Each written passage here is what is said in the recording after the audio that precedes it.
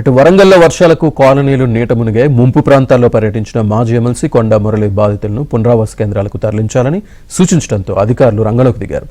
వరద బాధితులను పునరావాస కేంద్రాలకు తరలించారు.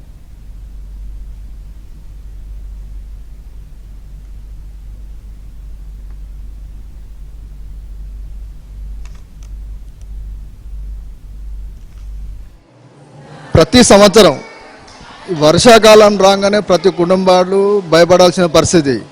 ఈరోజు రాత్రి 3:30 రాత్రి విపరీతమైన వర్షం, 1 గంటన్నర వర్షానికి మొత్తం ఇళ్లలోకి నీరు వచ్చి అన్ని కుటుంబాలు ఆర్థికంగా మునిగిపోయి సామాన్లు ఖరాబ్ అయిపోయి వాళ్ళకు ప్రభుత్వం ఇప్పుడు రేవంత్ రెడ్డి ప్రభుత్వం ఎన్నో అభివృద్ధి కార్యక్రమాలు చేస్తూ ఉన్నది. మాకు ఇక్కడ ఎమ్మెల్యేలు ఉన్నారు, మంత్రి గారు ఉన్నారు. కానీ దీన్ని దృష్టిలో పెట్టుకొని అభివృద్ధి కార్యక్రమాలు ఎన్నో చేస్తూ ఉన్నారు. కానీ యుద్ధ ప్రాతిపదికన బొందివాగు నాలా కూడా కడితే ఈ సమస్య పోతుంది. ప్రతి సంవత్సరం ఈ వర్షాకాలం రాగానే వారికి ఇబ్బందే, మాకు ఇబ్బందే.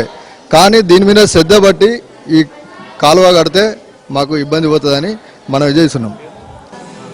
లాస్ట్ 3 ఇయర్స్ కూడా ఇలాగనే వరద నీరు వచ్చింది. అప్పుడు కూడా సార్ వాళ్ళు అన్ని వసతులు అందుబాటులోకి తీసుకొచ్చారు. ఇప్పుడు కూడా ఇక్కడ ఉన్న పేద ప్రజలకు అన్నీ అందాలి. ఫుడ్ అయినా, బెడ్ అయినా, అట్లా చెద్దర్లు ఎలాంటి పనులు ఏవో అందించాలని అడుగుతున్నాం. ఎన్టీఆర్ నగర్, సాయి నగర్, బృందావన్ కాలనీ అనుకోకుండా ఈరోజు తెల్లవారుజామున 3 గంటల ప్రాంతంలో వరద నీరు చేరడం జరిగింది. ఈ వరద నీరు చేరిన తక్షణమే నేను 4:15 గంటలకు వెళ్ళి చూడడం జరిగింది. చూసి తక్షణమే కొండ దంపతుల దృష్టికి తీసుకెళ్లడం జరిగింది. వాళ్ళు 5:30 వరకే అధికారులను పంపించి అక్కడ తగిన ఏర్పాట్లు చేసి అక్కడ ఉన్నటువంటి నివసిస్తున్న 150 కుటుంబాలను తక్షణమే ఇక్కడ పోతన నగర్లో ఉన్నటువంటి మార్వాడి భవన్ తరలించడం జరిగింది. అదేవిధంగా అక్కడ ఏర్పాట్లు కూడా ఎవరెవరైతే అందులో ఉన్నారో వాళ్ళందరినీ బయటికి తీసుకొచ్చి ఆటోల ద్వారా తరలించి ఇక్కడ ఏర్పాట్లు చేయడం జరిగింది.